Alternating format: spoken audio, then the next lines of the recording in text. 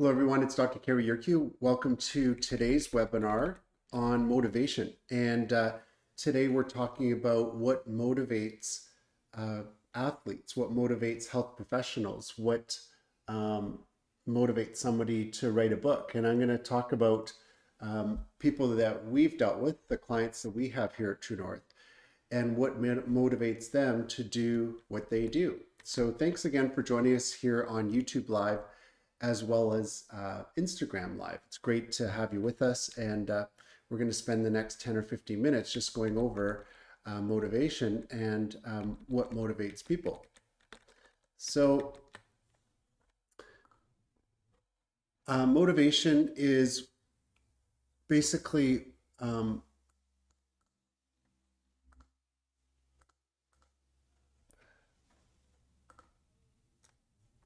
is what explains why people or animals initiate, continue, or terminate a certain behavior at a particular time. So motivation is about behavior. It's about what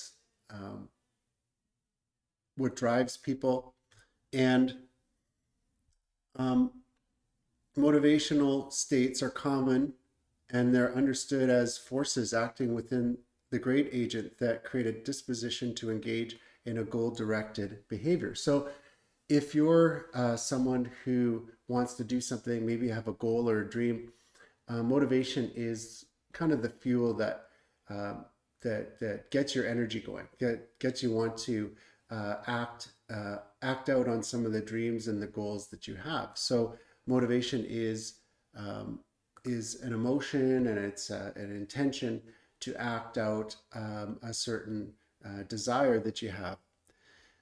What motivates people? Well, building a strength, experiencing freedom of choice, getting recognized by others, pursuing a purpose, experiencing a deeper meaning, acquiring tangible rewards, and gaining or holding on to power. So these are some of the things that motivate people.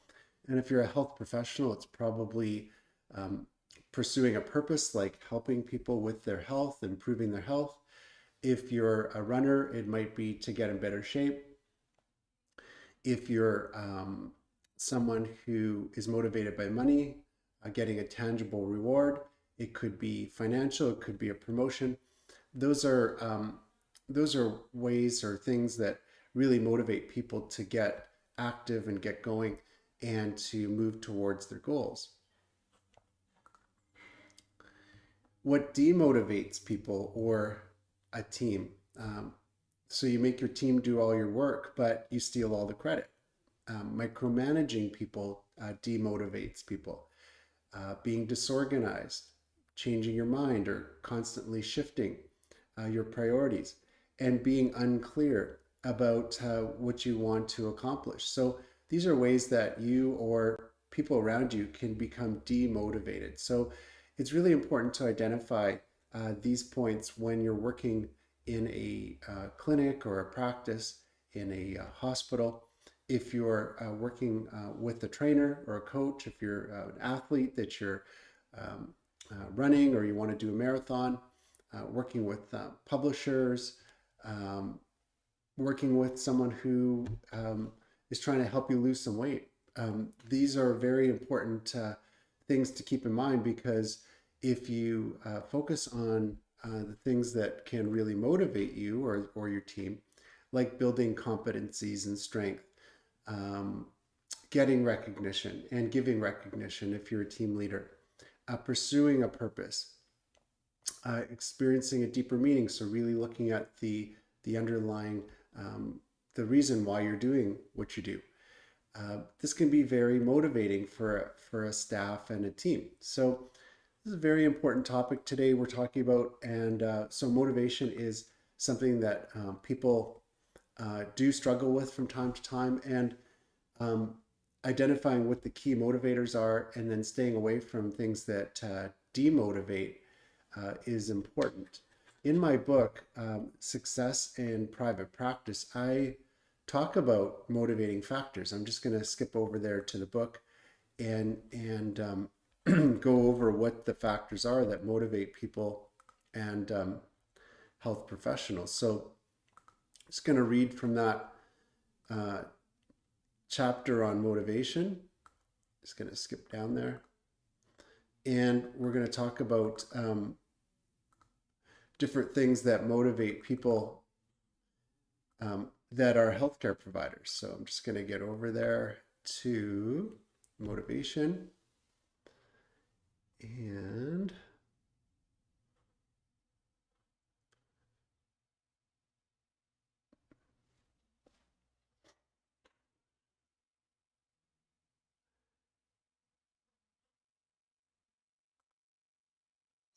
okay, so just going to read from this short chapter called Motivation. Motivation is important in practice in life.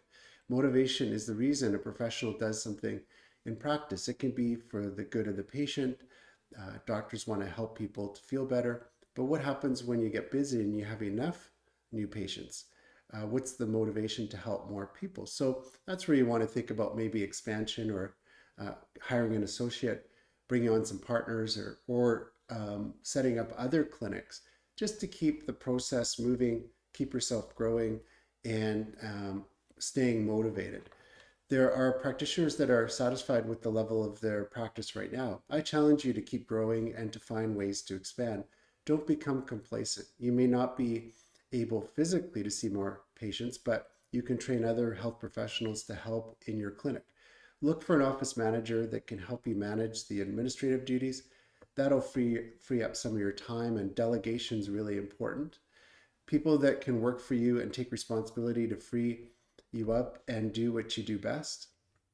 If you know something special or have a special skills, I encourage you to share it with others. So train them, educate them, and expand your reach. People are motivated by different things. Some of those unique factors include financial rewards, goodwill, recognition from peers, feeling good about helping people, and maybe even some deeper spiritual beliefs. So motivation is very important. It's something that throughout your career, to have a long career, you have to stay motivated. And sometimes you have to identify what some of the factors are that um, may be demotivating you or your team.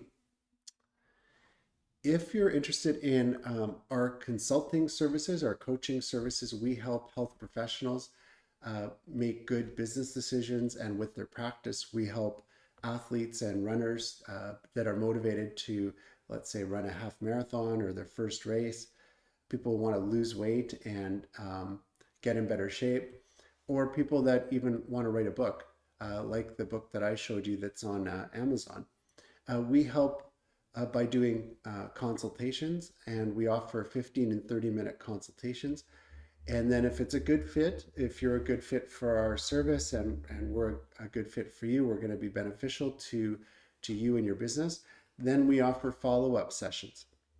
And those sessions are usually 13 sessions over 13 weeks, or it could be as long as 26 weeks. So it's weekly or every 2 weeks. And then in between the sessions, we offer text and email support. And for the text, those are usually like short questions that our clients have in between the calls. So they may have a quick question and we can respond via text. That usually takes a few hours. Or if it's a longer question, they can type it and send it to us via email, and we'll provide a more comprehensive answer. And usually that takes us up to 24 hours to respond that way. So it's a great service. We work in 13 session blocks, and then we want to reassess and see how our clients doing. Have they reached their goals? Do they want to set some bigger goals? And what are the obstacles that they're currently facing? So this is really important to the client's success. And we work with a lot of healthcare providers. I have over 25 years of experience working in the healthcare field as a doctor of chiropractic. But I've also started clinics myself. I've worked in various clinics as a locum doctor, so I understand healthcare. But I'm also a runner, and I've written books. I'm an author, and I've lost weight and been very motivated to get in better shape. So these are some of the services that we offer, not just healthcare providers, but people that are watching this broadcast. And so if you're interested, I'll put a link in the show notes below. You can click on that link, Or if you're on Instagram, go right to our bio, click on the link in our bio, and that'll take you over to the options to book a 15 or 30-minute consult, or to get the book that we talked about today, Successful Private Practice. I want to thank you for joining us. And please subscribe to our channel here on YouTube. If you're listening on a podcast, please subscribe to that podcast and follow us on social media at True North PM or at True North Practice Management.